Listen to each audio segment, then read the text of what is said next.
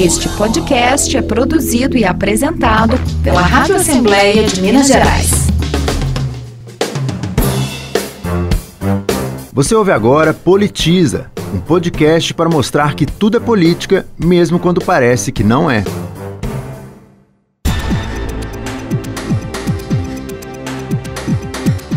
O conceito brasileiro para o termo cidades inteligentes já passou por muitas mudanças de perspectivas até chegar no que foi pactuado em 2020.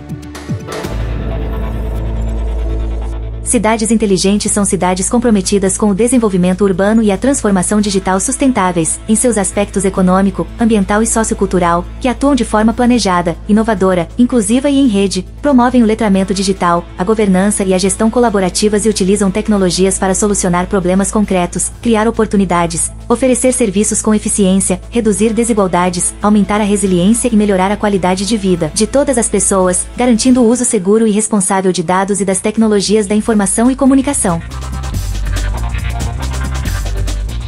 É muita coisa, né? E muitos desafios, especialmente em realidades como a nossa aqui no Brasil, onde ainda faltam políticas públicas básicas, como o acesso a saneamento e saúde. Mas essa definição que nós acabamos de apresentar, gravada, aliás, por inteligência artificial, é a definição que está na Carta Brasileira para Cidades Inteligentes, lançada em plena pandemia de Covid-19, dezembro de 2020, escrita em parceria com mais de 100 instituições, entre governos, empresas, entidades da sociedade civil e especialistas. A ideia é auxiliar principalmente prefeituras a adotarem soluções e tecnologias para tornar as cidades mais sustentáveis. São cerca de 160 recomendações em objetivos como respeitar as realidades de cada cidade nos processos de transformação digital, garantir o acesso à internet de qualidade para todos e gerir dados e tecnologias com transparência e segurança. Em ano eleitoral, essa carta pode ser um ponto de partida para projetos e planos dos futuros governantes. Já na prática, exemplos de cidades inteligentes estão espalhados pelo mundo, em muitos rankings internacionais que ampliam a fama de cidades consideradas eficientes. Os suecos dão um tremendo exemplo para todo o planeta quando o assunto é reciclagem. Quase 100% do lixo é reciclado ou transformado em energia. Copenhague, na Dinamarca, foi eleita a cidade mais segura do mundo pela primeira vez. Isso graças à introdução da seção de segurança ambiental no estudo. Berlim foi eleita a cidade com o melhor transporte público do mundo. O transporte aqui é totalmente integrado e a tarifa é unificada. Em 2023, um município brasileiro foi parar no topo de um desses rankings. Curitiba foi eleita a cidade mais inteligente do mundo de 2023. O World Smart City Awards foi divulgado em Barcelona, na Espanha. Curitiba levou o prêmio principal da categoria Cidades, que considera as políticas públicas, as ações e os programas de planejamento urbano inteligentes, voltados ao crescimento socioeconômico e à sustentabilidade ambiental. Curitiba foi eleita a cidade mais inteligente do mundo pela FIRA Barcelona. É uma organização espanhola que premia soluções de gestão inovadoras alinhadas aos Objetivos do Desenvolvimento Sustentável definidos pela Organização das Nações Unidas. Foi a quinta vez, aliás, que Curitiba ficou entre as finalistas. A cidade tem se destacado por iniciativas pioneiras. Foi lá que nasceu, por exemplo, o BRT, o Sistema de Ônibus Rápido, e o Vale do Pinhão, um centro de incentivo e inovação que abriga startups, empreendimentos e núcleos de pesquisa. Em Minas, o programa do governo do estado, Cidades do Futuro, incentiva prefeituras a adotarem soluções consideradas inovadoras e tecnológicas. Mas até o fechamento deste episódio, apenas 53 dos 853 municípios de Minas haviam aderido à iniciativa do governo. Na Assembleia Legislativa de Minas foi aprovada uma lei que prevê diretrizes para cidades inteligentes no estado. com princípios muito claros, como prioridade para o desenvolvimento coletivo e não de interesses individuais, crescimento equilibrado sem concentração de investimentos em regiões mais rentáveis e equilíbrio na oferta de infraestrutura, serviços e investimentos do município. O projeto é da deputada Ale Portela, do PL. O projeto prevê que quando a cidade ela está dentro das diretrizes estabelecidas, ela fica autorizada a formar parcerias com o Estado para poder trazer o fomento de implementação de novas tecnologias, não somente na parte de gestão da prefeitura, mas também de poder trazer atendimento ao cidadão. Isso traz mais inclusão, isso faz uma gestão ser mais gerencial e, claro, facilita no dia a dia na vida da população. Antes da aprovação da lei, esse assunto foi discutido pelos parlamentares com prefeitos e sociedade civil na Comissão de Assuntos Municipais. O debate foi solicitado pelo deputado Rodrigo Lopes, do União, que é autor de uma outra proposta sobre o tema, anexada e que aprimorou a lei aprovada. Na época, ele chamou atenção para o fato de que, para tornar uma cidade inteligente, o investimento não pode ser só em tecnologia. A tecnologia não é o fim em si. Não adianta ter lâmpada de LED, não adianta ter Wi-Fi na praça, mas a gente persistir com os problemas de saneamento, persistir com os problemas da sustentabilidade, persistir com os problemas da falta de mobilidade. E o que mais os gestores e legisladores precisam pensar quando propõem investir em projetos para tornar as cidades inteligentes? Quais os desafios para isso?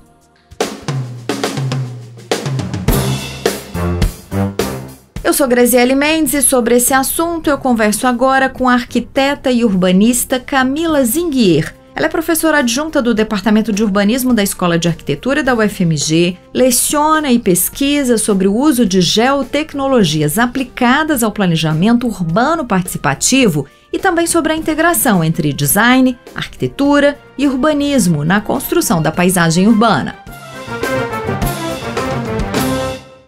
Camila, acho que é importante a gente começar dizendo que esse conceito de cidades inteligentes vem mudando muito ao longo do tempo, não é isso? Exatamente. Essa ideia ela vai mudando ao longo do tempo. Ela começa quase 100 anos atrás ali, quando a gente começa a ter uma visão bastante utópica do que pode ser uma solução para as cidades. A gente tem, depois da Revolução Industrial, um monte de problemas acontecendo. As cidades, como a gente conhece, elas surgem também como uma situação a ser resolvida, a receber gestão, legislação, uma série de coisas acontecem. Então, num primeiro momento, ali no século XX, a gente vai ter esse conceito muito imaginário, voltado para uma visão de que a tecnologia é a resposta para tudo, né? Uma solução mágica, imediatista, que vai resolver tudo que aparece. Depois a gente tem uma outra fase, no século XXI, lá para os anos 2000, com a internet sendo desenvolvida, né, geoprocessamento, a produção de dados, ela começa a aumentar muito. A gente vai começar a olhar para esses dados pensando que eles vão ser também uma possível resposta, mas também ainda numa visão muito otimista. O que acontece nessa segunda fase desse histórico é que a quantidade de dados, às vezes, ela é tão grande que não se tem ali uma separação muito inteligente que faça sentido para gerar algum tipo de resultado rápido, apesar da quantidade de dados. E essa terceira fase agora é mais recente, quando a gente vai ter uma visão mais crítica desse conceito e pensar nele nas suas limitações também.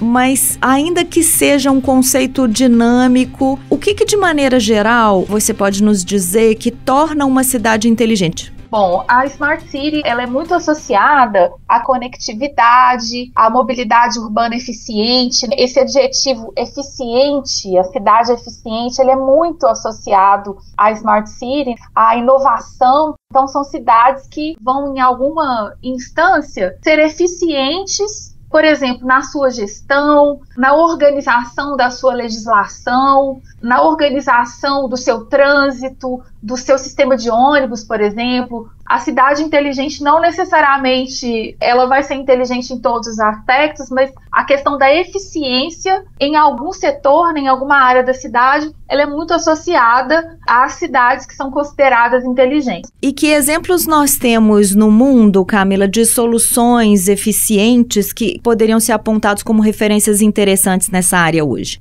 Por exemplo, no campo ambiental, a gente tem uma cidade no Canadá, por exemplo, mais de uma que vai utilizar a referência e como ferramenta a inteligência artificial associada à eficiência dos dados para fazer a gestão da arborização urbana. Então, as árvores elas vão ter etiquetas, tags, né, que a gente chama, que estão conectadas a um sistema maior, e aí você fica sabendo se essas árvores estão doentes ou em que fase da poda elas estão, como é que está a irrigação dessas espécies, que altura elas têm agora, quais são essas espécies, se elas estão em fase que está próxima à substituição. No campo dos dados ambientais, por exemplo, isso pode ser muito útil. Um outro exemplo são as cidades que utilizam os dados de mobilidade. Hoje, por exemplo, Belo Horizonte tem esse aporte, a gente consegue levantar dados de bilhetagem eletrônica, porque o acesso ao transporte público, no caso dos ônibus especialmente, ele é feito por cartões. Então, esses cartões eles têm chips, né, as tags que vão monitorar a origem e destino da população, para que lado elas estão indo, em qual horário, né, isso contribui para a gestão do trânsito, mas também até para o planejamento urbano, se a gente for observar, né, para onde essas pessoas estão indo, onde elas moram,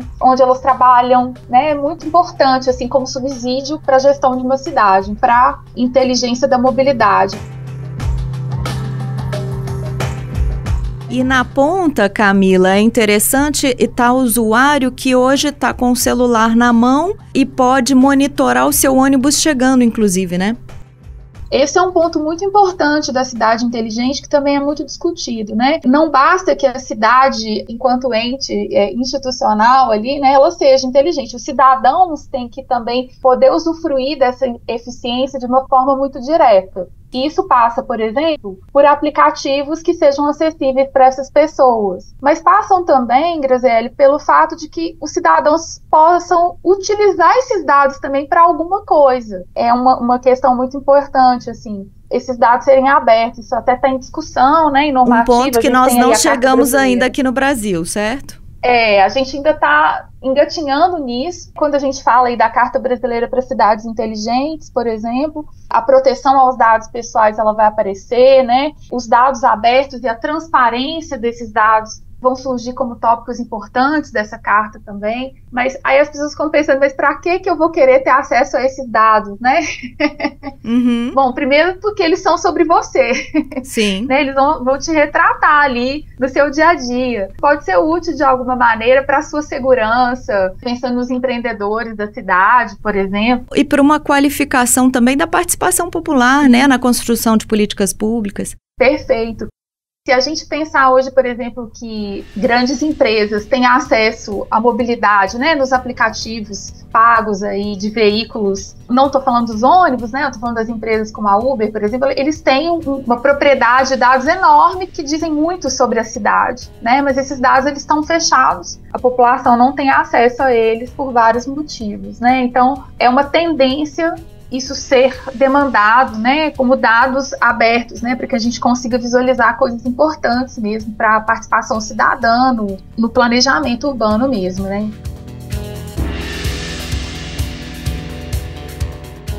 Camila, você falou muito aí da tecnologia e eu queria entender quais os limites e o papel da tecnologia nesse processo de cidades inteligentes. Você já começou falando, inclusive, da inteligência artificial usada nessas soluções. Até onde vai a tecnologia nessa história? A inteligência artificial ela pode auxiliar aí na gestão das cidades como um suporte assim, para a leitura rápida dos dados. A gente falou aí sobre um primeiro momento das Smart Cities, em que os dados eles são considerados como uma perspectiva mágica, né, uma solução mágica para a gestão da cidade.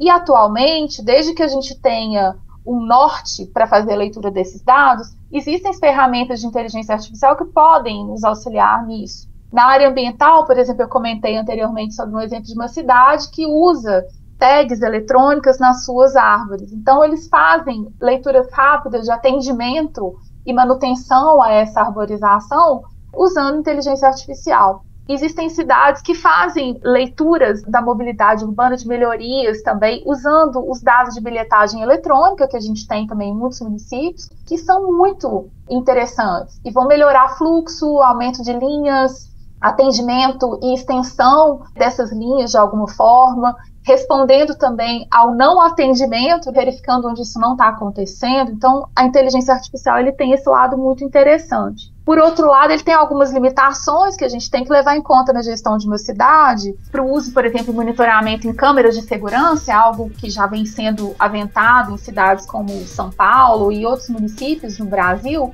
A gente tem que pensar se essa inteligência artificial ela está corroborando com os algoritmos que são tendenciosos. Quando a gente pensa na questão do racismo, por exemplo, né, se esses algoritmos eles estão conduzindo a essa esfera, isso é muito sério, né? Já há casos de erros, inclusive, né? Exatamente. E aí, nesse sentido, a inteligência artificial ela pode estar acentuando a exclusão, a desigualdade, né? E indo contra a utilidade que ela pode ter, né? Então, é algo muito interessante, está começando ainda a ser utilizado aí na área do planejamento urbano e da gestão, mas precisa levar em conta os aspectos humanos, subjetivos, a identidade cultural, local, a memória coletiva, né, percepções que são subjetivas. Então, assim, não só serem baseadas mesmo na ferramenta.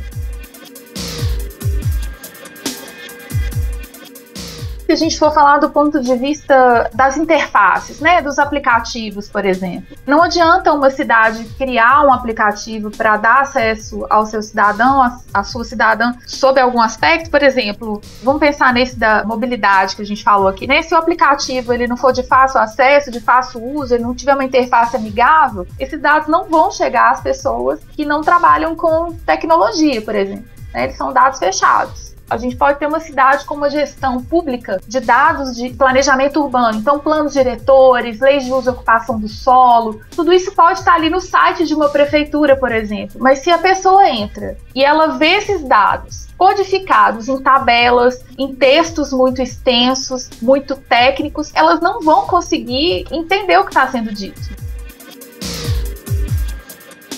Uma outra limitação é a questão aí da proteção aos dados, né? Até onde esses dados vão ser distribuídos ou não, por uma questão de segurança também. E por último, quando a gente vai participar, e eu falo a gente aqui, eu sou arquiteto, urbanista, mas não só nós aqui da área de planejamento urbano, mas cidadãos que querem participar da construção de um plano diretor. Se eles estão participando do monitoramento e conseguem notar a transparência dos dados ao longo do tempo, eles vão participar lá da construção do novo plano de uma forma muito mais informada, muito mais consistente. Eles têm a tutela desse dado, eles não estão ali sabendo daquilo só na hora da reunião, né? Eles estão acompanhando isso ao longo do tempo, mas é uma limitação também, porque é difícil disponibilizar isso em grande quantidade o tempo todo, né? As interfaces amigáveis podem ser amigáveis para algumas pessoas e para outras não.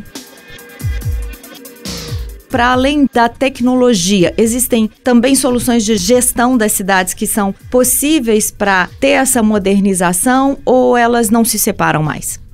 Eu acho que elas não se separam se elas forem bem utilizadas, mas as decisões inteligentes para uma cidade, elas podem ser bem simples. Por exemplo, né, quando a gente falou aí da mobilidade, da bilhetagem eletrônica, e a gente está pensando na gestão de uma cidade, observando a construção de um plano diretor para daqui a um tempo. Estamos aí fazendo monitoramento dos dados para daqui 3, 4 anos lançar um novo plano diretor. E a gente começa a observar que alguns ônibus estão saindo de circulação em uma região da cidade. E aí a gente observa que ali isso está acontecendo, mas tem gente morando, tem problemas de mobilidade, tem problemas de habitação, tem problemas de acesso a serviços públicos, a espaços de qualidade, a praças, enfim. E nesse sentido a gente está cruzando as coisas que já estão postas. Esses dados eles já existem, por exemplo, sobre uma cidade, eles só não estavam sendo cruzados. Esse cruzamento, Graziele, ele pode ser feito com o uso de tecnologia, de ferramentas de ponta, ferramentas muito caras, mas não basta ter só a tecnologia, você tem que ter os analistas, as pessoas que estão usando esses dados de alguma forma. Você pode até falar assim, eu vou parar com a coleta de dados agora, e vou fazer uma grande análise e vou ser eficiente, usando esse termo aí de novo, né? Eu vou ser eficiente nessa análise, mas preciso usar esses dados para alguma coisa. E usar os dados precisa mais de recursos humanos, de analistas que façam isso, do que necessariamente das ferramentas. As ferramentas são um suporte muito importante, mas são suporte. E qual é a realidade hoje do Brasil nesse contexto, nessa discussão toda, Camila? Nós temos Curitiba, por exemplo, que sempre aparece nesses rankings mundiais aí de cidades inteligentes, mas a gente tem mais de 5.000 cidades no Brasil e com perfis muito diferentes, né? O que a gente tem hoje? Qualquer cidade pode ser uma cidade inteligente, aliás? Essa é uma pergunta muito interessante, se qualquer cidade pode ser uma cidade inteligente. Não sei respondê-la completamente, mas assim, vou te trazer alguns exemplos de cidades que usam recursos de empresas que vendem esses serviços, né? Isso é uma discussão assim, importante, que existem empresas que vão fazer a venda dessa inteligência de dados e vão privatizar esses dados de alguma forma.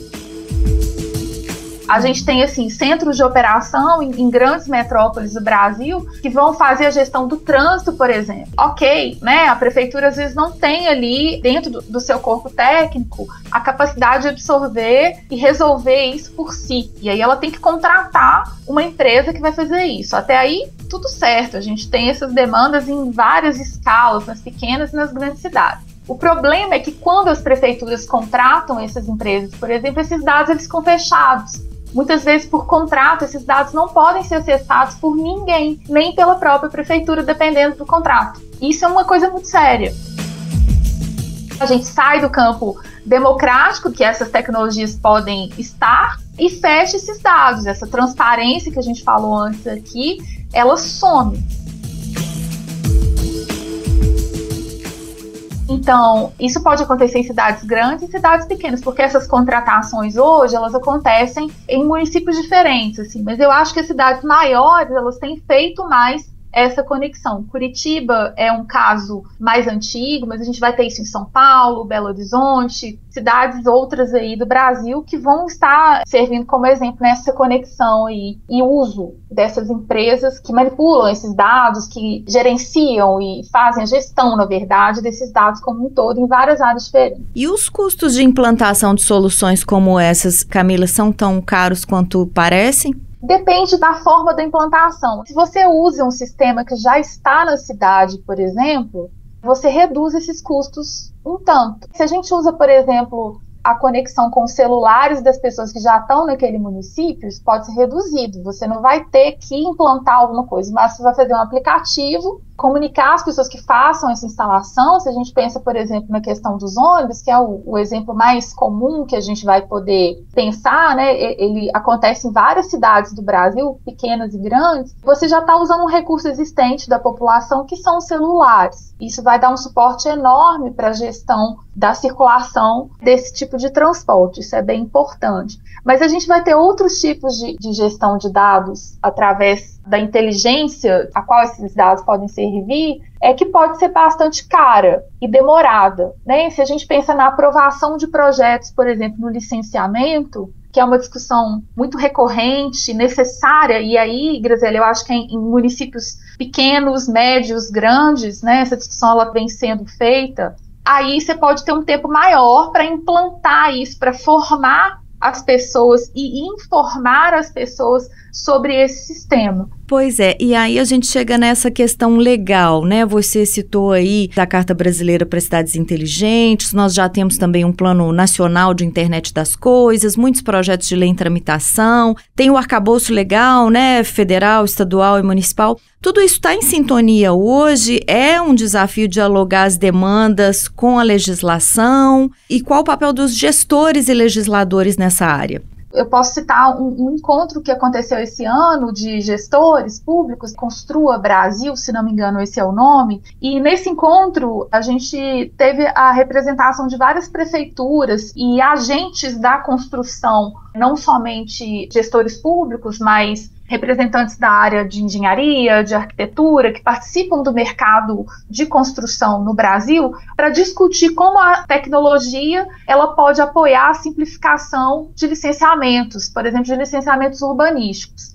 Essa simplificação ela pode trazer uma série de benefícios, assim, se a gente for olhar o lado otimista, né, da articulação da tecnologia com um licenciamento, é que as ferramentas que já existem, elas podem agilizar esses processos no sentido de favorecer quem está solicitando licenciamento para ter um tempo mais curto e poder executar essas obras mais rapidamente, né? Para os empreendedores isso é muito importante. E por outro lado, para a gestão e para a população, para que tenha assegurada a legislação, para que a lei seja cumprida, você vai ter ferramentas que vão permitir evidenciar que esse licenciamento ele seja feito mais ágil, né? Que você consiga encaixar tudo que a lei está pedindo dentro da ferramenta. Isso é possível e vem sendo discutido.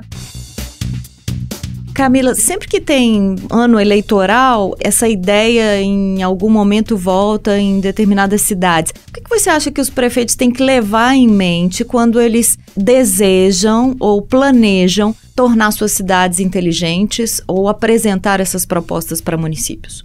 Muito interessante essa pergunta, né? Eu acho que a primeira coisa é pensar nas demandas da sua própria cidade. Quais são as suas demandas, suas urgências e verificar se existem casos similares para aquelas demandas que já usam algum tipo de ferramenta, algum tipo de tecnologia. Porque hoje, Graziele, o leque disponível de ferramentas ele é muito amplo, né? A gente tem pesquisas acadêmicas sendo desenvolvidas nessa área em vários lugares, aqui no Brasil, fora do Brasil, pensando em ferramentas que vão atender a pequenas cidades, a grandes cidades, né? A contextos mais voltados para a questão ambiental, com demandas fortes de patrimônio. Então, é verificar quais são as demandas e tentar pesquisar ferramentas existentes, métodos que utilizam tecnologia que já existem ali e que podem ser trazidos para o seu município, né? Acho que é isso. Camila, um dos desafios hoje que eu acho que o mundo inteiro enfrenta, que é o da crise climática, né? A Assembleia está muito debruçada sobre isso, discutindo isso com os municípios, inclusive.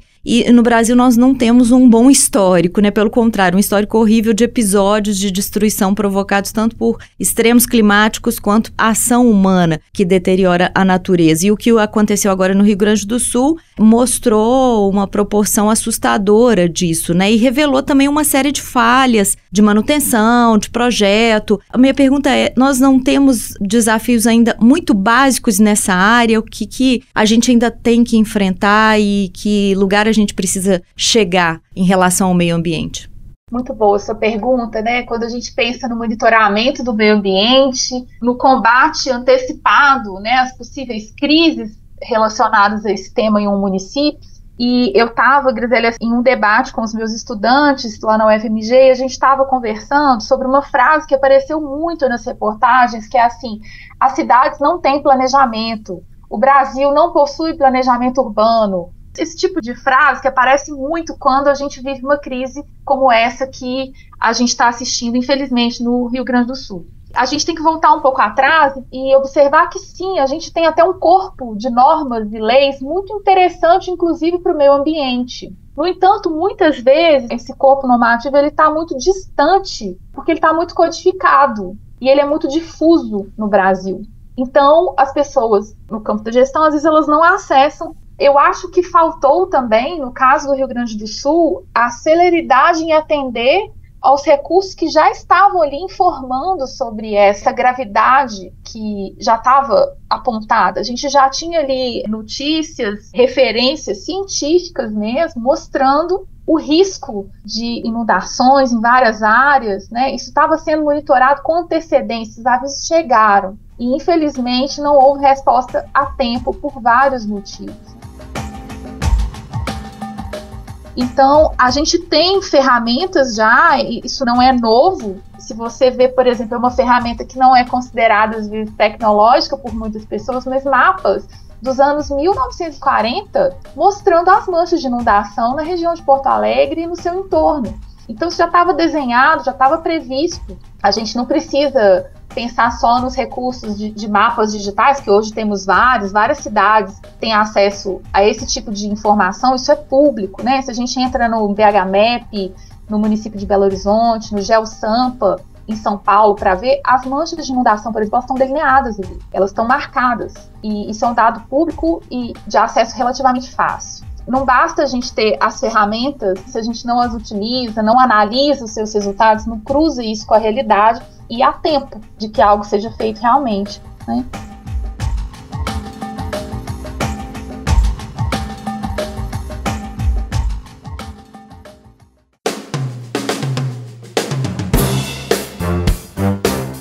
Este foi mais um episódio do Politiza. Eu, Graziele Mendes, fiz pesquisa, roteiro, entrevista, produção, edição e apresentação. Sonorização e trabalhos técnicos de Luciano Moraes. Revisão e coordenação geral de Rosângela Rabelo. Identidade visual de Clarice Maia.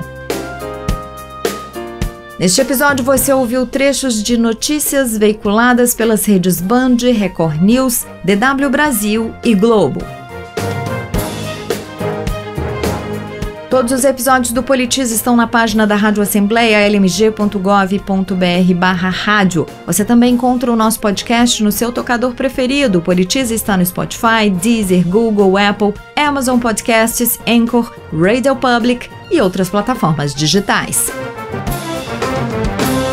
Este podcast é produzido e apresentado pela Rádio Assembleia de Minas Gerais.